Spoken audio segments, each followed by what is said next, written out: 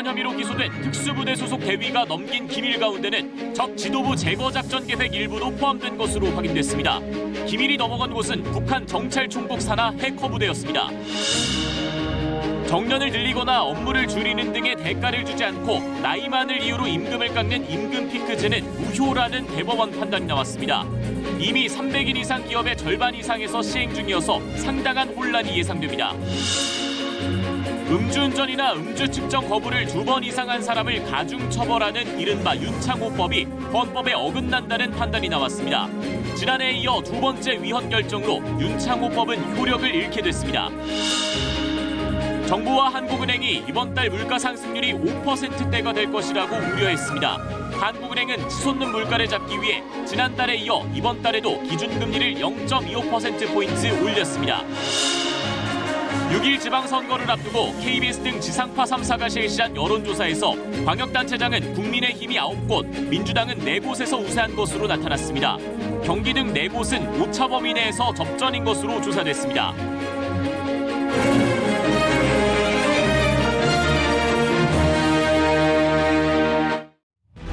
일정한 나이가 되면 임금을 깎고 고용을 보장하는 임금 피크제가 위법하다는 대법원의 첫 판결이 나왔습니다. 재판부는 임금 피크제 도입 타당성과 노동자들이 받는 불이익의 정도 등 여러 사정을 종합적으로 판단해야 한다는 기준을 제시했습니다. 노동계는 이번 판결로 나이 때문에 임금을 삭감하는 건 명백한 차별이라는 사실이 확인됐다며 환영의 뜻을 밝혔습니다. 기업들은 고령자 고용 불안과 청년층 일자리 감소, 그리고 인건비 상승에 따른 경영 부담을 우려했습니다. 윤석열 대통령이 교육부 장관 후보자의 박순애 서울대 교수를, 보건복지부 장관 후보자의 김승희 전 의원을 발탁했습니다. 서울대 50대 남성, 이른바 서우남 인사라고 비판받았던 윤석열 정부 내각의 변곡점이 될 전망입니다.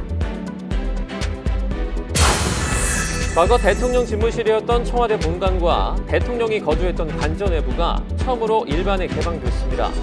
새 정부 출범과 함께 74년 만에 문을 연 청와대가 시민들에게 한층 더 가까워졌습니다.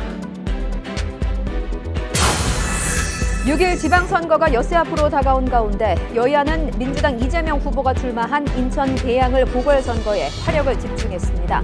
경기지사 선거에 나선 국민의힘 김은희 후보는 경기 남부에서, 민주당 김동연 후보는 북부에서 각각 지지층 결집에 나섰습니다.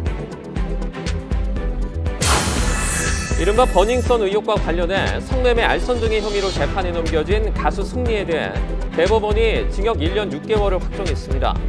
군인 신분으로 국군 교도소에 수용돼 있던 승리는 강제 전역 처분돼 민간 교도소로 옮겨질 예정입니다.